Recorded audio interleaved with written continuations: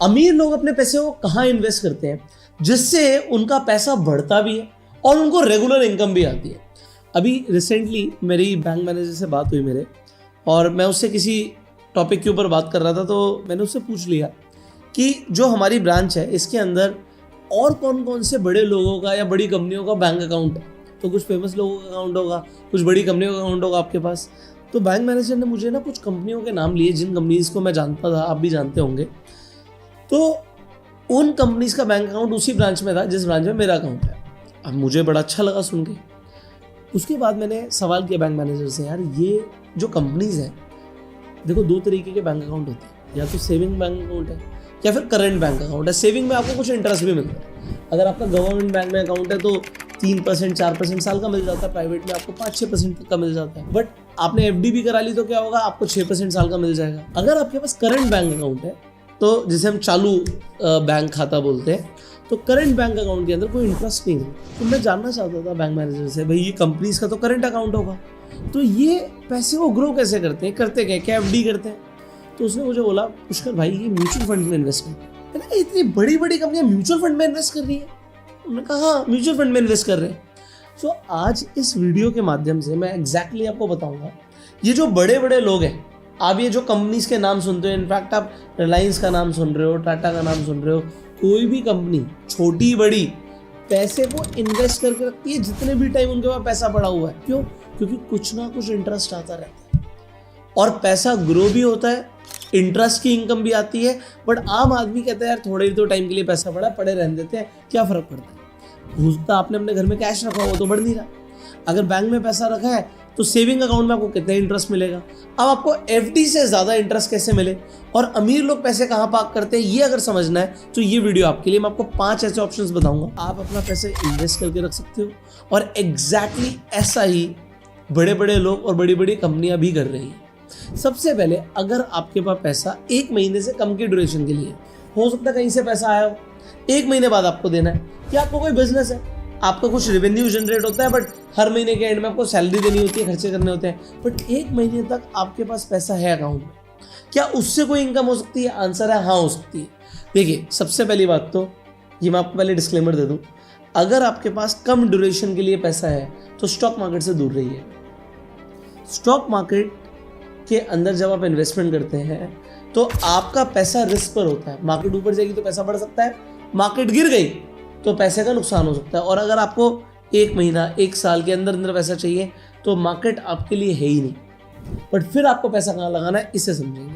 सबसे पहले तो आपको डेट फंड्स के बारे में समझना पड़ेगा। म्यूचुअल फंड की कई कैटेगरी होती है जिसमें डेट फंड होता है। डेट के अंदर आ जाता है लिक्विड फंड। अब लिक्विड फंड किन लोगों के लिए है? सबसे पहले तो अगर आपके पास 1 हफ्ते से कम ड्यूरेशन के लिए पैसा है तो लिक्विड फंड भी छोड़ दीजिए। फिर तो आपको ओवरनाइट फंड में पैसा डालना है। अब अगर आप ओवरनाइट फंड की एवरेज देखेंगे तो 6% से तो ज़्यादा की है। मतलब अगर आपके पास 1 हफ्ते से कम के लिए भी पैसा ओवरनाइट फंड में डाल दो। अब आपको यार एग्जिट लोड लग जाता है, एक्सपेंस रेशियो बहुत होता है। पहली बात तो एक्सपेंस रेशियो ना के बराबर होता है। दूसरी चीज़, एग्जिट लोड नहीं लगता है। अगर आप जो मैं डेट फंड्स बता रहा हूँ इनमें पैसा लगाओगे तो एग्जिट लोड नहीं है। तो सबसे पहली बात ये हो गई, ओवरनाइट फंड्स किसके लिए हो गए? ये आपका पहला ऑप्शन हो गया अगर 1 हफ्ते से कम के लिए पैसा है। अगर 1 हफ्ते से लेके 1 महीने तक पैसा है तो आप ओवरनाइट फंड हटाइए, फिर लिक्विड फंड चूज कीजिए। इसमें आपको 7% तक इंटरेस्ट मिल रहा है, 7% का इंटरेस्ट ईयरली आपको मिल रहा है। तो ये भी बहुत अच्छी आपके हिसाब से रिटर्न्स हो सकती है, क्योंकि पैसा थोड़े टाइम के लिए था। अगर आप अपना पैसा इन्वेस्ट नहीं करते तो कुछ भी नहीं आता। तो यहाँ पर आपको कुछ तो इंटरेस्ट चाहिए जाएगा, महीने का आधा % से ऊपर आ रहा है। अगर 1 महीने से 3 महीने तक आपके पास पैसा है, पड़ा हुआ है, कोई प्रॉपर्टी की पेमेंट आई है, 3 महीने में प्रॉपर्टी की पेमेंट देनी है, तो क्या करूं?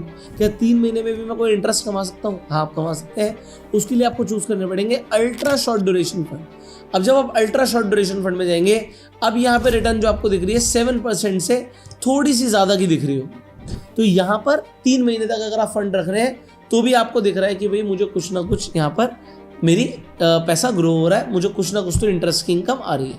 डेट फंड्स के अंदर एक तरीके से इंटरेस्ट की इनकम ही आती है। अब 3 महीने से ज़्यादा फंड है मेरे पास, 3 महीने से ज़्यादा ड्यूरेशन के लिए मेरे पास पैसा है, बट 3 से 6 महीने तक ही है, 6 महीने बाद मुझे चाहिए होगा, तो अल्ट्रा शॉर्ट हटा दो, सिर्फ शॉर्ट ड्यूरेशन फंड को चूज करो। लगभग 8% तक की आपको यहाँ पर रिटर्न दिख रही होगी, लगभग 8%। अब 6 महीने तक के लिए पैसा था मेरे पास तो मैंने ये किया।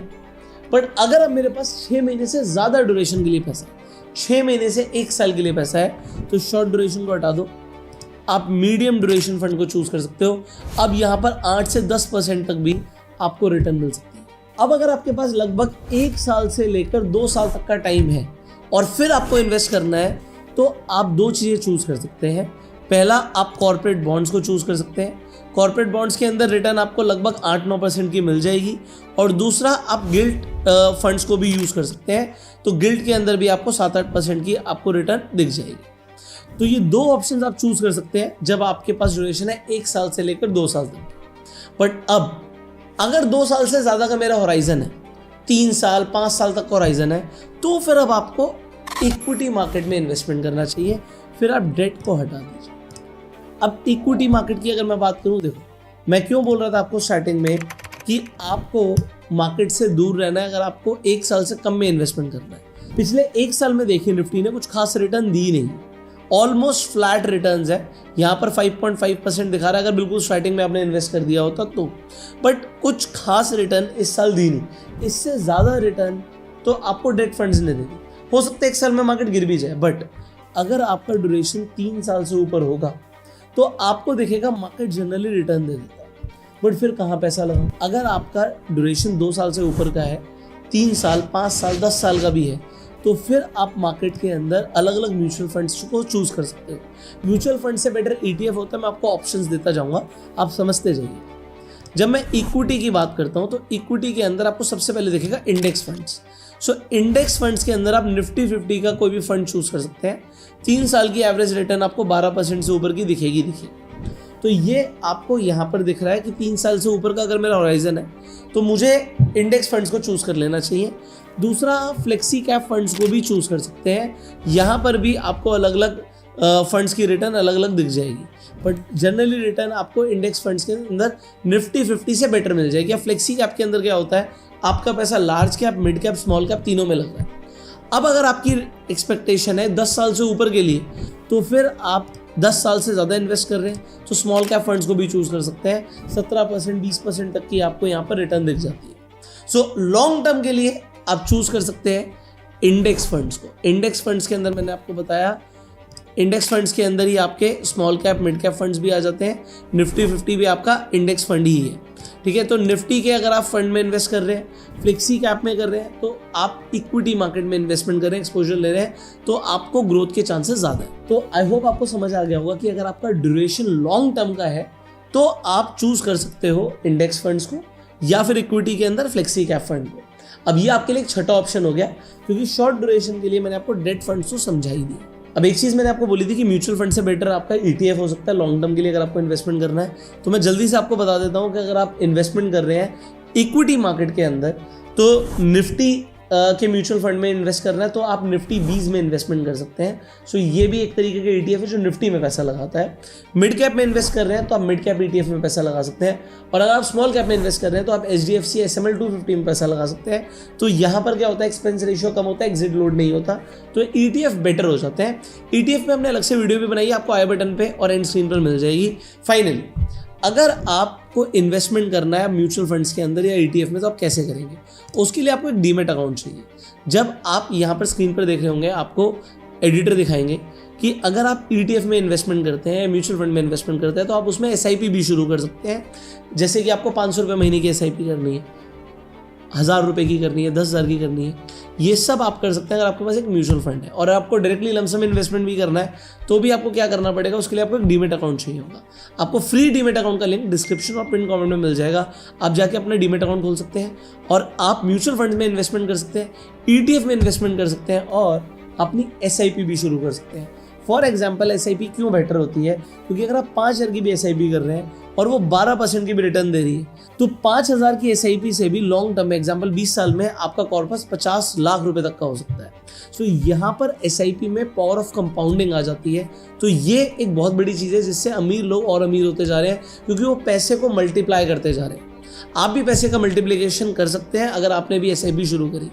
आज ही आप डीमेट अकाउंट ओपन कर लीजिए, लिंक डिस्क्रिप्शन पिन कमेंट में है, और आप म्यूचुअल फंड्स या ETF में इन्वेस्टमेंट शुरू कीजिए। इस वीडियो को शेयर कीजिएगा जिससे मैक्सिमम लोगों को समझ आए कि पैसे को खाली नहीं छोड़ना, पैसे को इन्वेस्ट करके रखना है। You can subscribe this channel, click on the bell icon. You go self made, enjoy.